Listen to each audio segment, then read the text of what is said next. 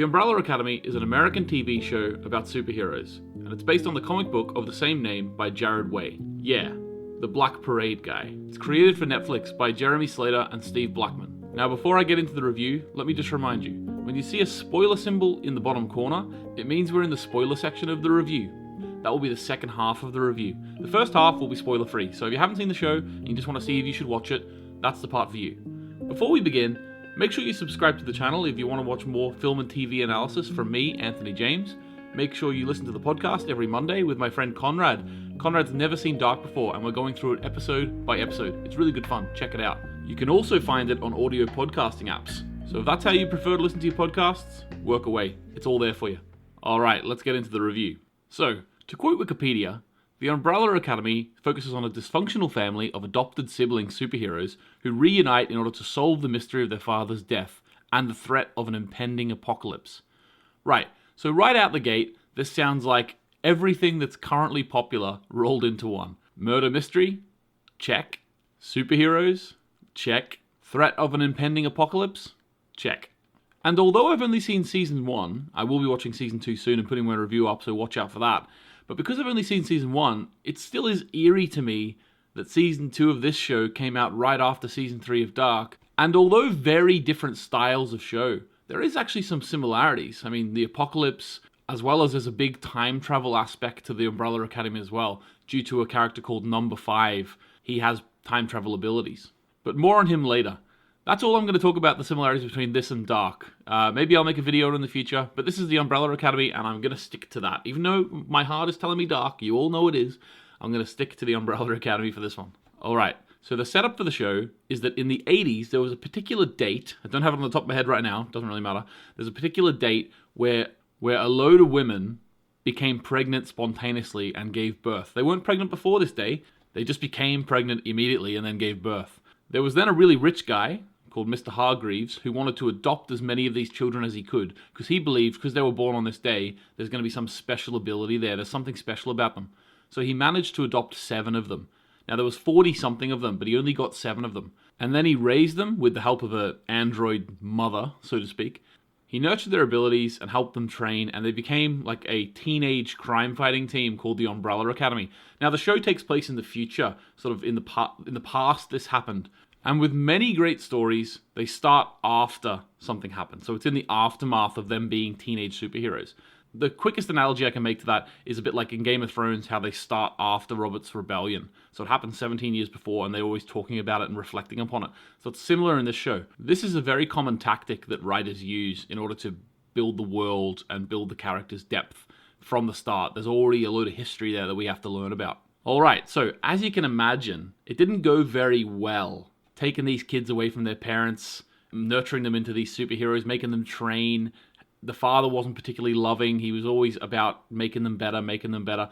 So therefore, it fostered a somewhat loveless atmosphere in the house. And when we pick up the story, all of the children, or they're not adults, but all the children are left from the house. They've went away, and they're no longer a part of this crime-fighting team. One of them has went on to be a really successful actress. One of them has went on to be a violin teacher. One of them is literally on the moon for 4 years, doing experiments of some sort. Also, when we pick up the story, there's 2 of the 7 that are no longer around. Now, when I say around, it sounds a bit suspicious, but what I mean is, one of them passed away, a character called Ben, he passed away, but he's not gone, I'll explain that in a minute. And the other one, Number 5, who for some reason doesn't have a real name. Did they choose their own names when they were becoming adults? Is that why? Because Number 5 traveled into the future and saw an apocalypse happen, and then he travels back. Now, he went into the future and he aged like really far. At least that's what he says at the start of the series. He aged to an old man, and then when he came back, he was back into his 13 or 14-year-old body.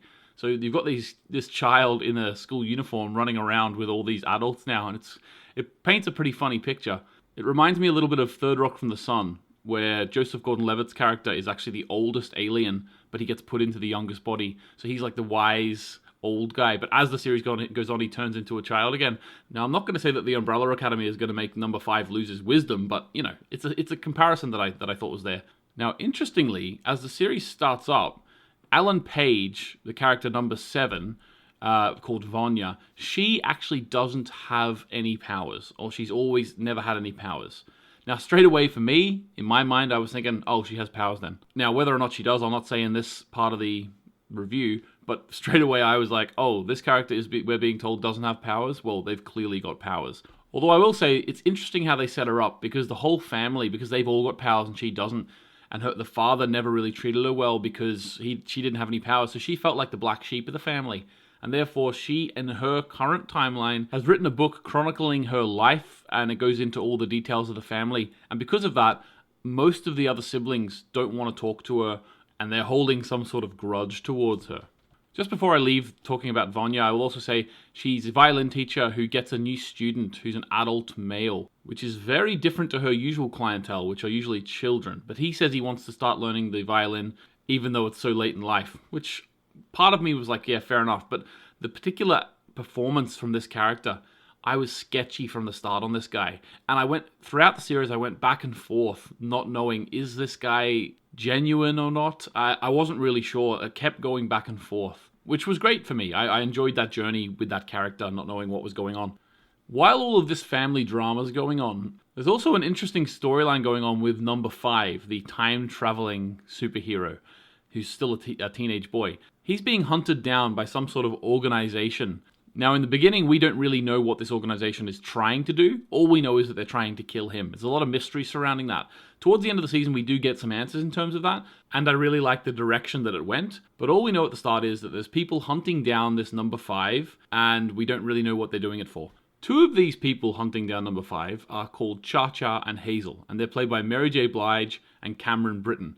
Now, Cameron Britton, you might not have realized if you've seen the show, he's the same guy who plays Ed Kemper in Mindhunter. The difference in the 2 performances is mind-blowing. I didn't think I'd be able to watch something with this actor and actually sort of really empathize and like him.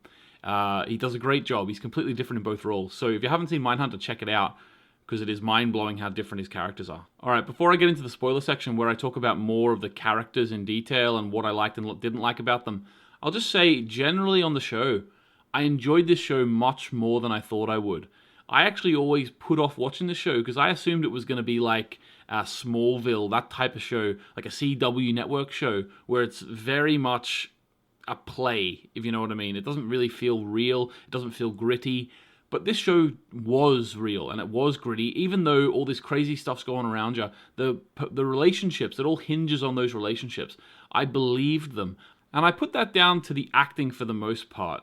Also the writing. I think the writing was much better than a normal superhero show, the level of writing. I like that they didn't just go completely out of the box action from the start. This show actually has a lot of slow moments and character moments, which is not something you would expect from just watching the trailer or seeing the posters. You'd think this is going to be an action-packed superhero, but actually you could go a full episode without actually seeing anyone use their powers. So the powers are actually very sparingly used, which I really liked, because when they finally do use them, it feels real and it feels like we've been waiting for it and we're at the sort of the tip of the expectation mountain. And they don't disappoint. And that's one thing I wanted to say about the powers and generally the show itself. The show dares to be different. Like, it likes having its own style. The art direction of the show is almost Burton-esque in a way sometimes, as in there's lots of Gothic elements to it, like the old house they live in. A lot of them dress in very dark clothes. Even the design of the world, so a lot of the cars we see are actually old cars. Even if they're in modern day, they're older cars. This was a breath of fresh air for me because I'm used to superhero films being very much in the real world, and we sort of imagine what if superheroes existed. I can't really imagine what if these characters existed because the world that they inhabit is so different to ours. It really skirts a line between being very, very mainstream looking, but also very, very unique looking. They've done a really good job of designing this. I'm into the design. Now, before I get into the spoiler section, let me say one thing that I didn't like about the show. One thing I didn't like about the show is that it was very easy to predict the twists. And I used twists in inverted commas there because they were so easy to see coming. And whether that's just because it's for a more mainstream audience, and because of the genre, they didn't want to have fully mysterious and complex twists happening. I don't know why, but it just felt like I could spot all the little clues. And I'm going to talk about that in the spoiler section firstly. But that's something that I didn't like about the show. However, overall, if you are a fan of superhero shows and films, you should watch this because it'll be a different sort of new thing for you. If you're a fan of science fiction, you should give it a go.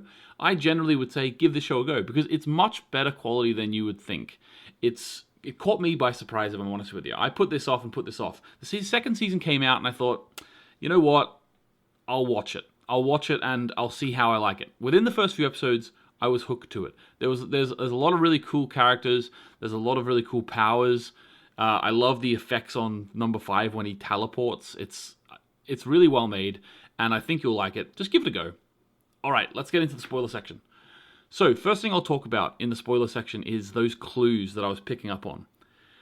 Vanya was very clearly going to have powers. Like, let's be honest, guys. She was going to have powers. We knew that from the start. Then the first moment that she had to take her medicine, which we later find out is what suppresses her powers, the first moment she had to take it, she just happened to mention that she's been taking it since she was a child. Now, as soon as she said that, straight away I'm like, okay, yeah, she has powers, and this medicine keeps them at bay. Like, they were so obvious with the clues. They could have showed us for 2 or 3 episodes her taking the medicine with no explanation. It was as soon as we found out that she was taking medicine, we were told she's been taking it since a child. I don't know who watching the show wouldn't know that. Also, was anyone else screaming at the screen? When you go and stop her causing the apocalypse, you are going to cause the apocalypse. Now, I know this is how time travel things work, and I love time travel. Like, don't get me wrong, I love time travel. You know I love time travel. So I really like this in a way, but it was just so obviously done because from the start, personally, I knew that Vanya was going to have something to do with the apocalypse. Because once we found out she had powers and it was being suppressed, I was very clearly thinking, well, it's going to be something to do with that.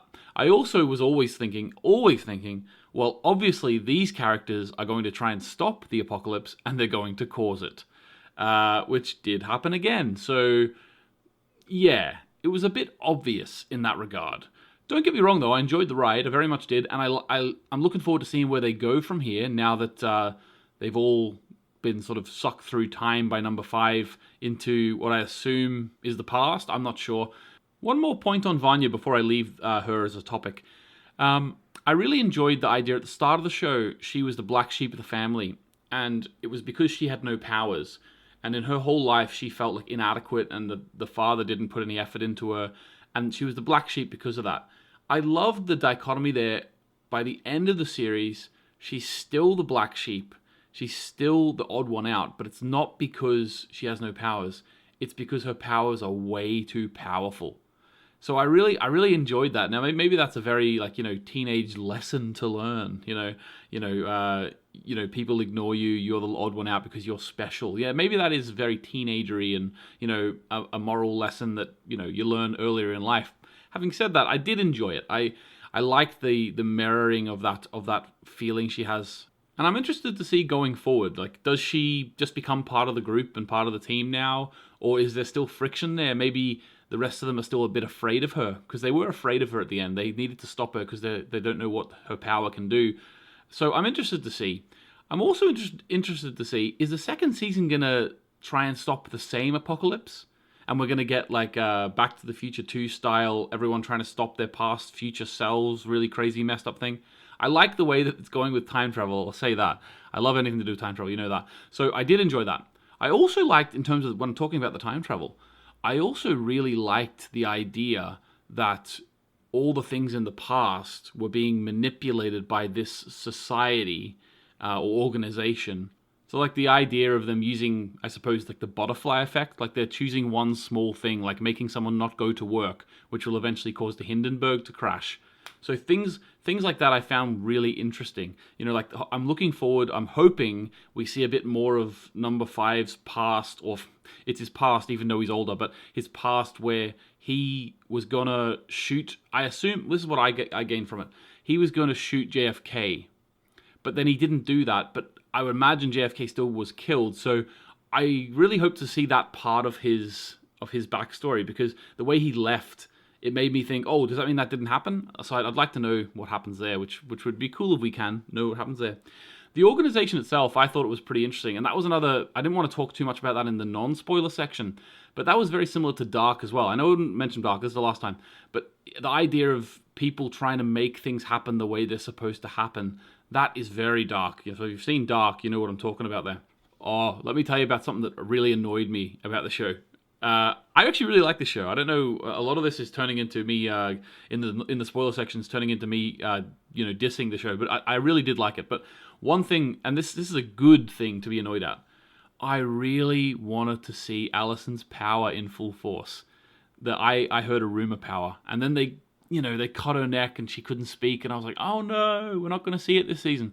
I cannot wait to see that power. I think there's so much possibilities. You can just make people do whatever you want. It's such a cool power, and I understand why they left it later. It's like in anime, like in Dragon Ball Z. The characters always they build their power. They build their power for the more powerful bad guys that come along. If Allison could use her power in the first season, it's a bit too overpowered.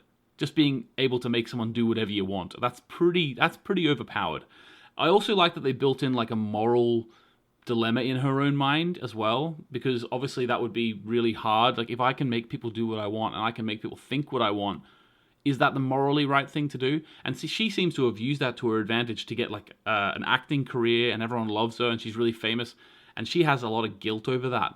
And we learn what actually split up her partnership too with her child's father. So interesting. There's also a really interesting relationship between her and number one, Luther. I spotted it within the first couple episodes. I said to my wife, I think there's something romantic between those two. And my wife was like, what? They're siblings. They grew up together. No way. But yeah, it came about that actually there is feelings there, and they probably will end up together. Or maybe not. But there's something there, and it's a bit strange, if I'm honest with you. I don't know how to feel. I know they're not real siblings, but they've grown up as siblings, and they call each other brother and sister, and he's her child's uncle, and it is a bit strange. Having said that, there was the part wherever he confessed her feelings for her, but then time was rewound, and then it went in a different direction. I love that. I absolutely love that in this other timeline, he confessed his feelings, and maybe they were going to get together. I just love that. Right, before I finish, because this is getting pretty long now, I just want to mention the character of Klaus. Now, Klaus was really one of my favorite characters. He's played by Robert Sheehan, and if you are from the UK or Ireland, you probably remember him from the show Misfits. And basically, Misfits was a very similar show to this. It's a group of people with special powers, and he, in that one, was also a bit of the comic relief. So it was as if when they made this show, they were thinking, right, who should we get? And they went, oh, Robert Sheehan, he's already played this role. So it's funny that they got him, because it is very, very similar to what he's done before.